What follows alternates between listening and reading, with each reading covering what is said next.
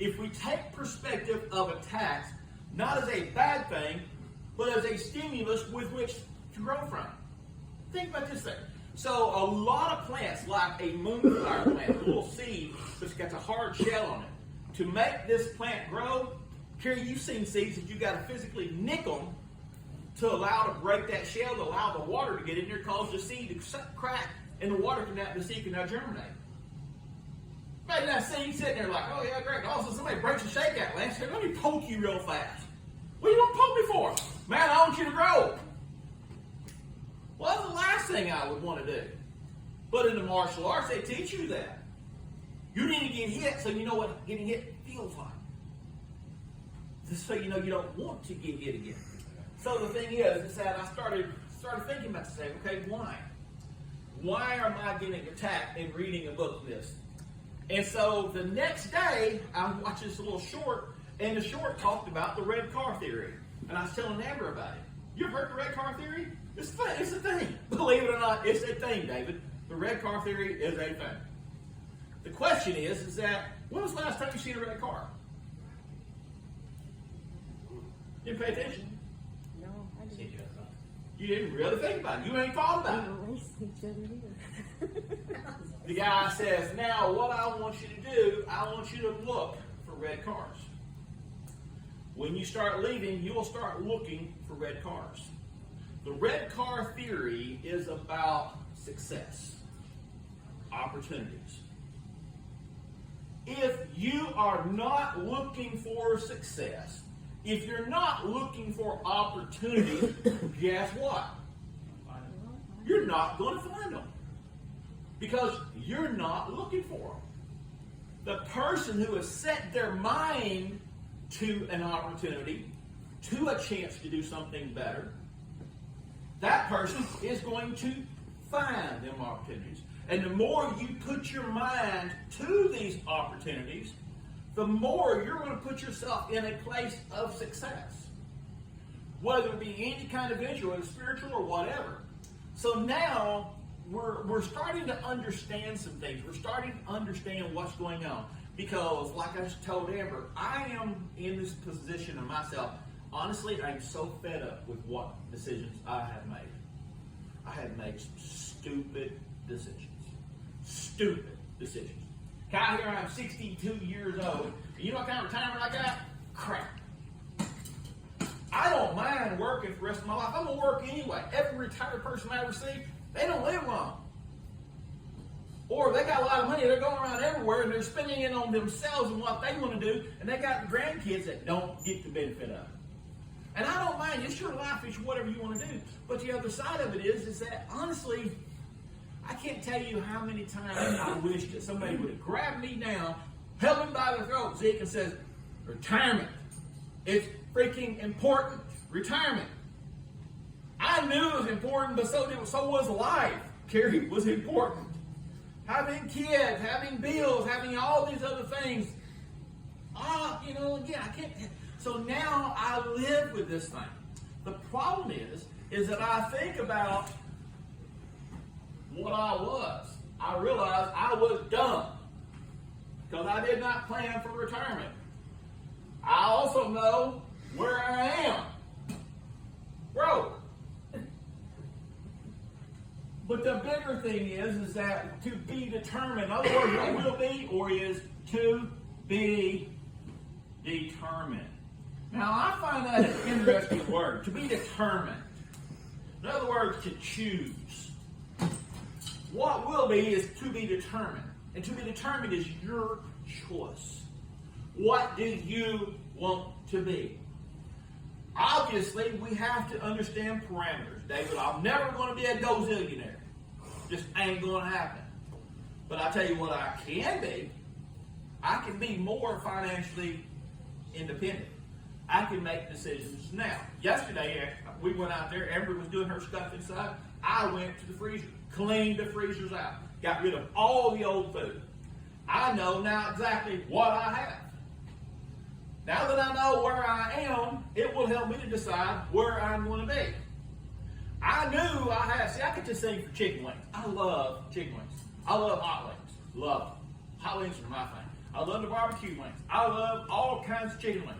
Chicken wings are just like the powerhouse thing. You can center the world around chicken wings. 4 months ago, David, I bought 30-something pounds of chicken wings 4 months ago. You know where they've been for the last, I guess, minimum, at least 2 months, if not longer than that. You know where they've been? In my freezer on the bottom. I didn't know I had any. The problem is they were in a big box. Carrie, I bought a sheet because if you go about 10 bucks, you can buy things pretty cheap there if you watch what you're buying. And so the thing is that I bought this big box because I love hot wings. But you know why I never had hot wings? Never made them. Got deep fryers, got everything else. Because they were still in a box down below everything else. See, our future is exactly that. It's at the bottom of the box, down below everything else, and we can't even think about it. You don't want to reach down and grab it. Because you're not determined. By gosh, if I was determined to have hot wings, guess what I would do? But apparently I'm not determined enough. I know I'm hungry. I know I want food, and I know what I'm wanting, but I can't get to it because why? I've got it buried. So you have to make your future accessible. So what I did, but not only to protect your future, because I bought it from them, and they flash freeze it, and they put it in a plastic bag, and then the thing is that it's kept in there. The problem is with the flash freezing in our freezers, there's a trick. Have you ever heard the trick on a freezer? How to tell if your freezer goes out or if it ever cools and happens? You take a glass of water. God bless you. You take a glass of water or a bowl of water. You put it in your freezer. You let it freeze. Then you take a corn or something like that. Get it cold. Okay? Make sure it's the same temperature. Then you lay it on top. If you come back in a week or so later and it's still right on the top, maybe something just a hair, it's okay. But you come in, and all of a sudden you're seeing that corn sinking lower and lower and lower. What does that tell you? Your freezer is not staying cold. So this meat goes bad. So I knew that I had this meat in there, AJ. I knew what I wanted to do with it, but I had to have access to it. But as well, I've got a vacuum sealer. Why don't I have a vacuum sealer? Well, I can't get to it. Every time I go in my freezer, you know the first thing I see when I go in my freezer? Even when I'm digging down the bottom, and I see the box of chicken wings. One of my most favorite things, and it's still at the box, it's still in the box. And, I say to myself, every time, I need to do that. I need to vacuum seal that. I need to make that change. I need to make this difference. I need to start doing this. It's kind of familiar. Yes. But guess what? You don't do it. Because your life is so busy, you're not focused on where you want to be. You're not focused on where you was, where you're at, and where you want to be. So what we decided is that I had an opportunity to go hunting yesterday. I said, no. I am taking care of this right here. It's time that I fix my life. Because we're talking about next year making big changes within our life. Things we want to be. Where do we want to go? What we're wanting to do differently. What we don't want to do in our garden like we did last year. What's going to be done differently. What does Amber want? Amber wants cut flowers. To a guy who loves plants. And you have a wife, Emily, that says, I want flowers. You know what that says to a guy who loves plants? Heck yeah. Because I love plants anyway. I got a good excuse to have plants, more plants. So now I'm going to study plants and all of these cut flowers add. Now, but also we figured out, because we're focusing our attention on where we want to be and the things, we're now encompassing the red car theory. We're looking for what we want. One of the things that Amber has been into, that she's gotten off into, and I find that the Bible says that when we live our life for someone else's dream, things start happening different.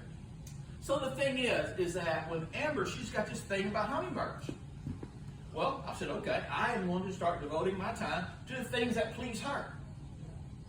Wouldn't it be neat that if you would live your life to please someone else?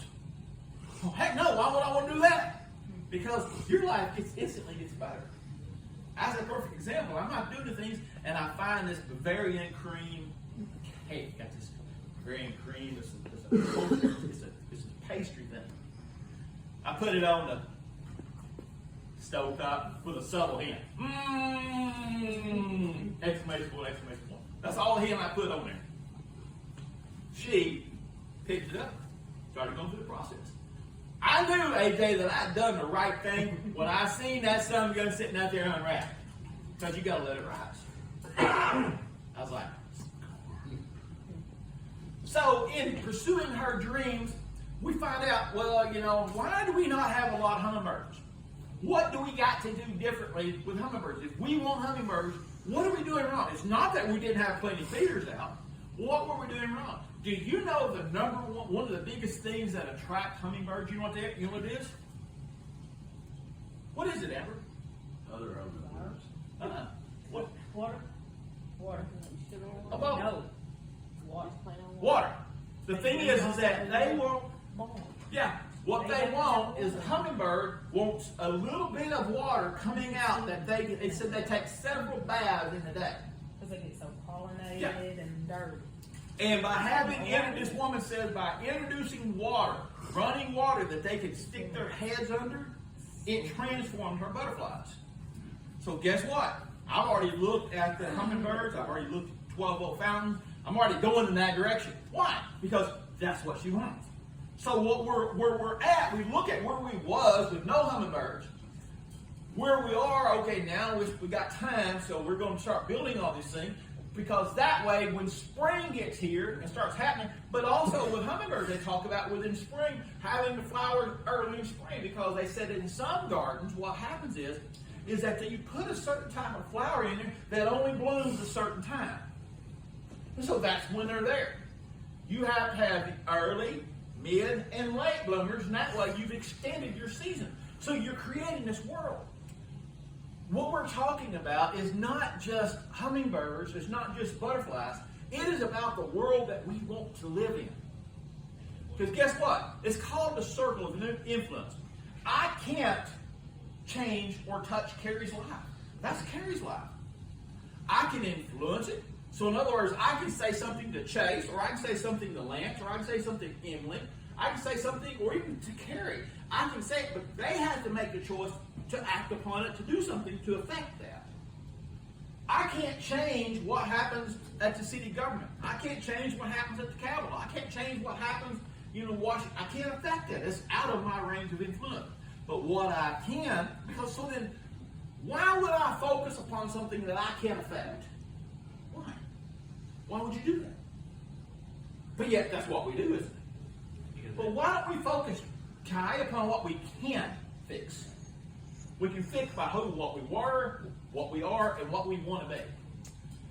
And again, where we started doing this thing is started looking at ideas, Bailey, with which things that we could do, because they tell you in business, and especially in our industry, to not have all your eggs in one basket. So in other words, as within a body shop business, to have your sole income coming from one insurance company. Because if you lose that one insurance company relationship, guess what you have? Nothing. So if your business, if all that you've got is just those coming in asking for Whoppers, I always sell those Whoppers. That sounds great until somebody hey, you got something chicken? Well, no. Okay, well, we'll get you a Whopper, then I'm going to go down the road and get something else. You diversify.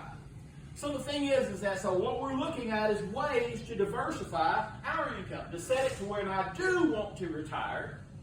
I can retire making less money, but yet I've got other sources with which to draw from. So there's ways that we can make decisions, that we can do things. When we start making these decisions, we start focusing our minds and our hearts, now we're looking at where we want to be. When we look at it from filter where we was, where we are, and where we'll be. So, but now let's jump, because there's things that now we've kind of planted these seeds of where do we want to be. So then, if we want to focus, if we want to ask what is our focus going to be over the next things, we're going to say this.